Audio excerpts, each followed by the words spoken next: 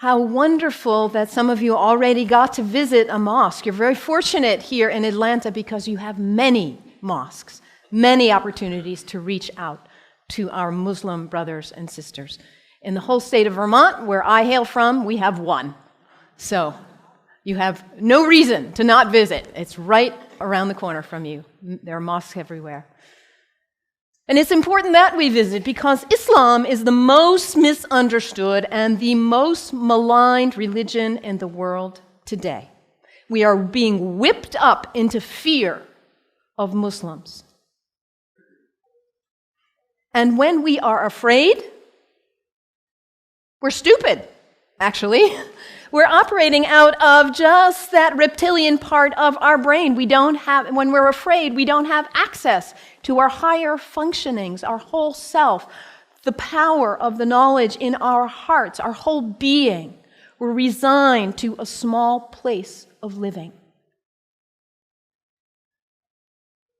Ali, the son-in-law of the Prophet, says, people are afraid of what they don't understand. So my hope today is to share with you a little bit about what I love about Islam in order to invite you to a place of more understanding and less fear. Islam is very practical. If you are looking for insights about how to live a good life, how to be a good person, Islam has wonderful gems to offer to you. One of the things I love most about Islam is that it invites us to be concerned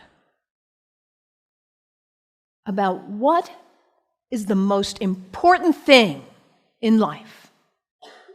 To get our priorities straight. What is it for you?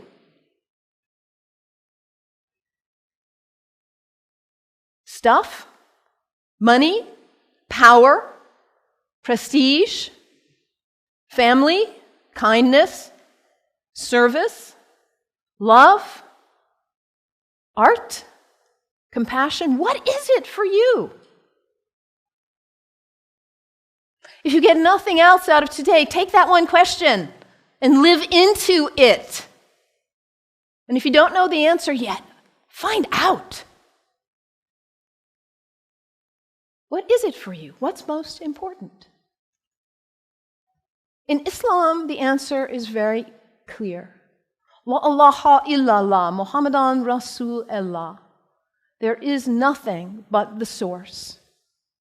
God, the one. How did you say it, Anthony? That love which is greater than we can know. That's what matters. And Muhammad is his prophet. Is the prophet of love.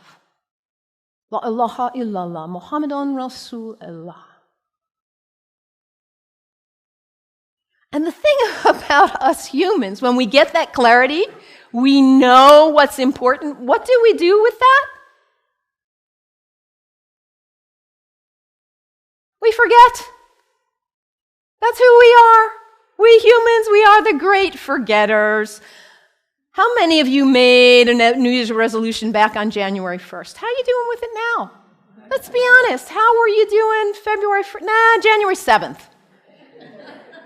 We get this high resolve and this clarity, and then we get caught up in all the distractions, all the things pulling our attention here and there, and we forget. That poet, Mary Oliver, says, what is it you plan to do with your one wild and precious life? What is it? In order to not waste our life, we need to regularly hit that reset button, come on back to center, to our heart, to what we know is really why we are here, what we know is really important. Regularly throughout the day, to stop and come back and say, well, let me check in and remember what matters so I don't waste my day or my week or my month or my life. And for Muslims, this is prayer, salat. It is the second pillar of Islam. The first pillar, la ilaha illallah, to know what matters. And the second pillar is to hit that reset button in order to regularly come back to center and remember what really matters. And for Muslims, this is not an activity in the head. It's an activity of the whole body. Allah Akbar, Allahu Akbar. Bismillah ar-Rahman ar-Rahim. Alhamdulillah, Rabbil Alameen. Ar-Rahman ar-Rahim. Malik Yawmiddin. Iyaka na'budu wa iyaka nasta'in. As-siratal mustaqim. Siratal ladhina an'amta alayhim. Ghayril maghdubi waladdallin. Amin. Allahu Akbar. Allahu Akbar. Allahu Akbar.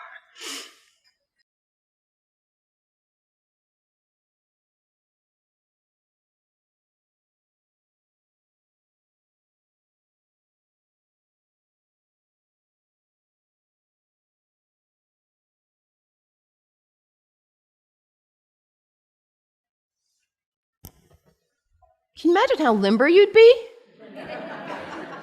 if you did that 17 times a day? And it's done in the direction of Mecca, northeast, more or less.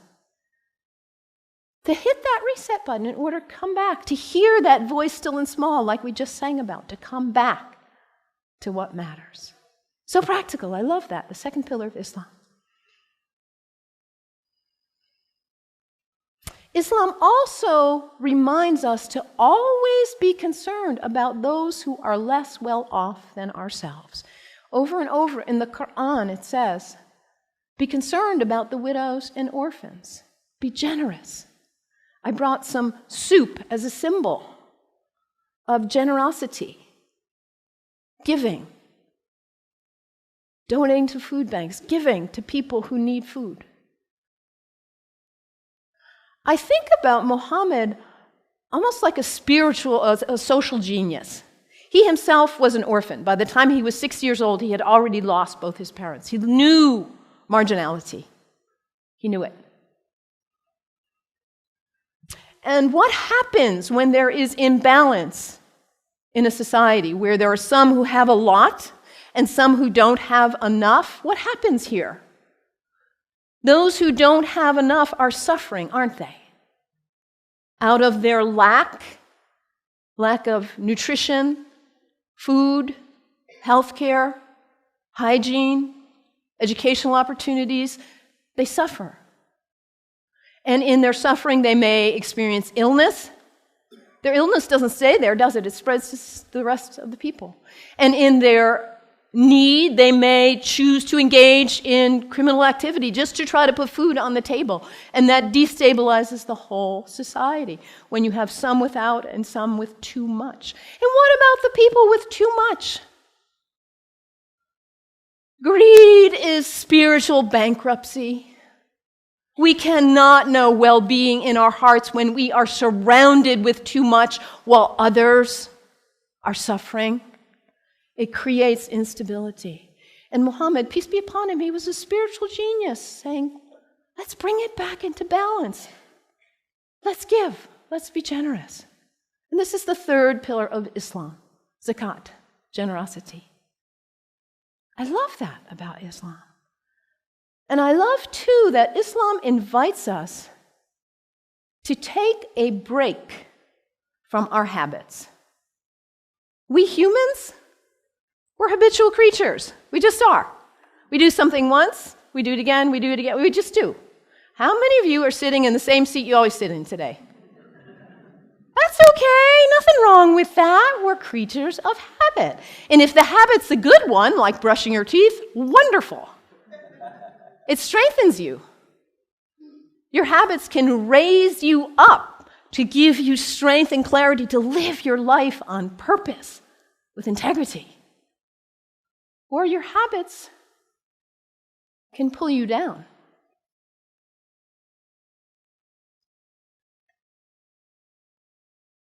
To take a break from your habits, because what happens when you try to take a break from your habit, when you try to stop reaching for whatever it is and you cannot? What is it for you? Coffee? Sugar? Alcohol? Drugs? Sex? Shopping? Your cell phone? Your tablet? Gossip?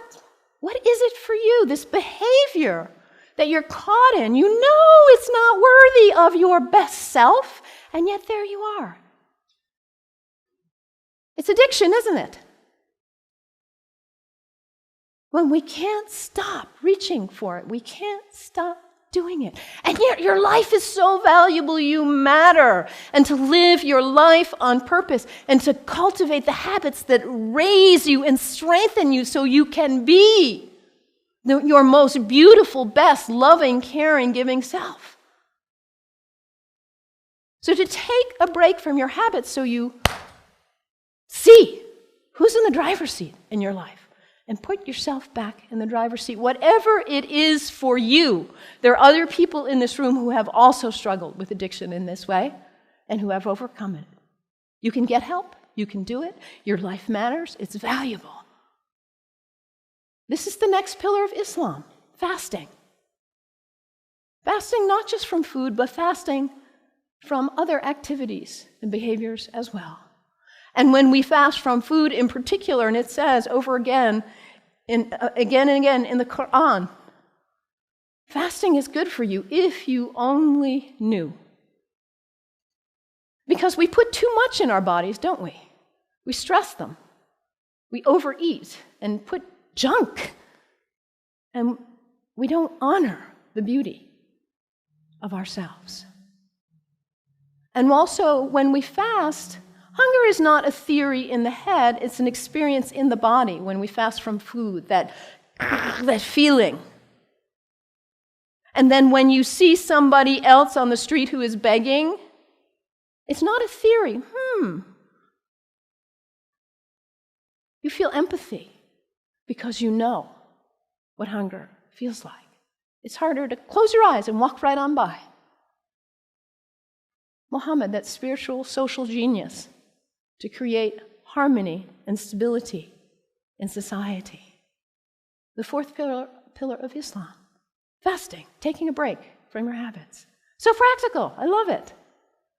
And I also love about Islam that it encourages us to take a break from our location, to travel with intention, to recognize the power of space, the sacredness of space, and how the greats who have walked on this earth have blessed the earth with their presence, their breath, their thoughts, their actions. I know you are on the verge of a major decision about this sacred space for you. You have made this place sacred by your presence here. And as you perhaps choose to move on, you will perhaps make a new place sacred by your use and your love. The earth is sacred. Our places are sacred. And when we travel with intention, we are changed by it. This is the fifth pillar of Islam, pilgrimage. And for Muslims, the pilgrimage is to Mecca, which none of us will probably go there. But where is pilgrimage for you? And what happens when we go? We leave our usual haunts. We travel with intention. We let ourselves be changed, be opened by new experiences, new interactions. And we come back and we are not the same. We look at our lives and we say, why was I doing that? I'm not going to waste my one wild and precious life on that. And we come back renewed and with a new value, a new understanding of the sacredness of our location, the beauty of the earth. I love this about Islam. So practical. What's the one thing that matters in your life? Hit that reset button regularly so you come back to your purpose. And don't be self-centered. Be always concerned about others and their needs. those less well off especially, and recognize the sacredness of the temple of your body. Cultivate habits that are worthy of you, that lift you to the best of who you are.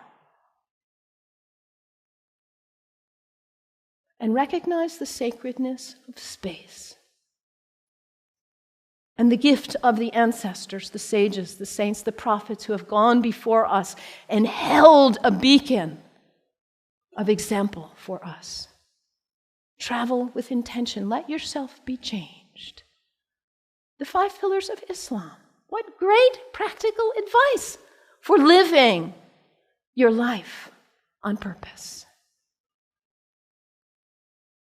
And yet, at the same time as all of what I've told you is true, the beauty of this great tradition, we are being whipped up into fear against Muslims and Islam.